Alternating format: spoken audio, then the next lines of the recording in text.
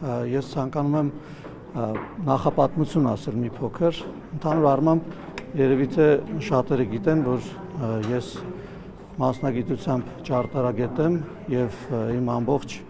կենսագրության ընթացքում աշխատել եմ Հայաստանում տնտեսական զարգացման ուղղություններով տարբեր երկրների հետ միջազգային մեծ պրոյեկտներ եմ բերել Հայաստան գործընկերներիս հետ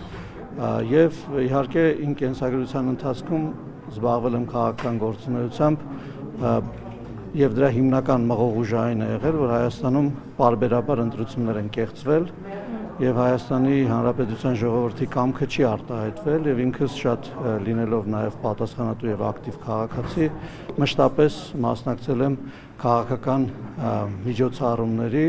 ինքս հիմա հասարակական կազմակերպության քաղաքացիական նախաձեռնության անդամ եմ եղել, հասարակական կազմակերպություն ենք հիմնադրել, որի առաջին հիմնադիր ղեկավարը եղել է վարչապետ Նիկոլ Փաշինյանը, հաջորդը ես եմ ընտրվել եւ ղեկավարել, դրանից հետո քաղաքացիական պայմանագիր կուսակցության հիմնադիր վարչության անդամ եմ ընտրվել եւ Հայաստանում տեղի ունեցել 2018 թվականի հեղափոխությունը, որից հետո ունենալով նաև պատասխանատվություն քաղաքական առումով ինձ առաջարկվել է զբաղեցնել այն ժամանակ կապի տրանսպորտի եւ տեղեկատվական տեխնոլոգիաների նախարարության նախարարի պաշտոնը, սկզբում եղել եմ առաջին փոխնախարարը, որովհետև կոալիցիոն գործընկերներից մեկին էինք տվել նախարարի պաշտոն, այնուհետև նախարարի պաշտոնն եմ զբաղեցրել, իրականացրել եմ տրանսպորտի նախարարության բավականին լուրջ ռեֆորմ ճանապարհաշինության եւ այսինքն այդ բոլոր զարգացումները ձեր աչքի առաջ են եղել, դրանից հետո եղել եմ հիմնադիր նախագահ բարձր տեխնոլոգիական արդյունաբերության նախարարության, որտեղ հիմնակարային մեր խնդիրը որի պատասխանատվությունը ստանձնել եմ եղել է ռազմաարդյունաբերության կայացումը,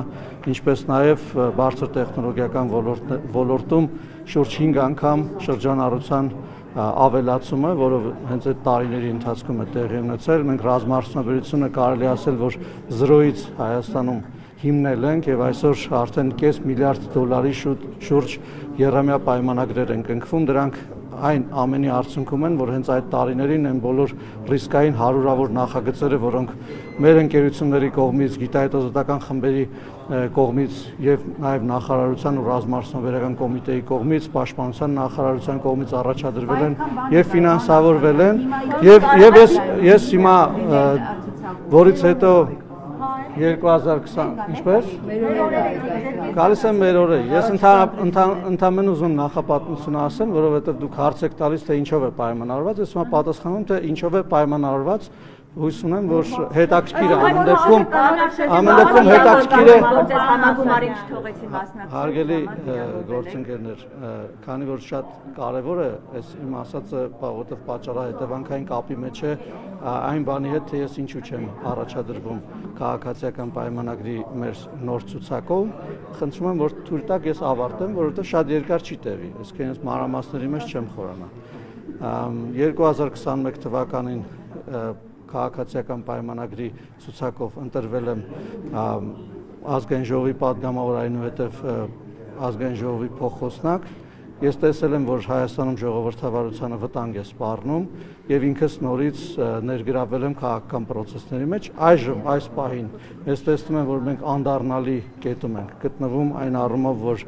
ժողովրդավարությունը Հայաստանում հաստատված է եւ մեր ժողովուրդը իր որոշումներով եւ քվեարկություններով դեր է կանգնում դրան։ Ես տեսնում եմ, որ մեր քաղաքական թիմը ամբողջական եւ լուրջ կազմով ներկայացված է ցուցակում եւ ես տեսնում եմ, որ ես առավելագույնս արդյունավետ եմ բիզնեսի զարգացման Հայաստանում տեխնոլոգիական ոլորտի կայացման, ռազմաարդյունաբերական ոլորտի կայացման եւ զարգացման եւ ես տեսնում եմ, որ Հայաստանում արժեք ստեղծող հատվածում շատ ավելի մեծ անելիքներ ունեմ իմ կուտակած փորձով, գիտելիքներով եւ ես չեմ ցանկանում ավելորդ համեստություն անել եւ ուզում եմ ասել, որ իսկապես տեսնում եմ, որ կարող եմ այդտեղ իմ պետությանը եւ ժողովրդին ավելի մեծ ծառայություն մատուցել։ այլ պաշտոններ եք գալիս։ Նորից եմ ուզում գրկնել, ես չեմ ընդգրկվել այս ցուցակում, տեսադաշտում ունենալով այն, որ ինձ ավելի էֆեկտիվ եմ համարում Հայաստանում բիզնեսի զարգացման, տեխնոլոգիաների զարգացման, ռազմարտունության զարգացման, ինչպես նաև Հայաստանի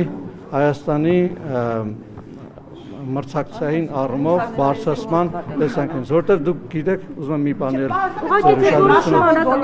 ձեր ուշադրությունը մի բանի վրա եմ ուզում հրավիրել, մենք հիմա գնում ենք այն ճանապարհով, որ ապաշրջափակում է տեղի ունենալու եւ առանց այսինքն ես որևէ կասկած չունեմ, որ Հայաստանի շուրջ բոլոր ճանապարհները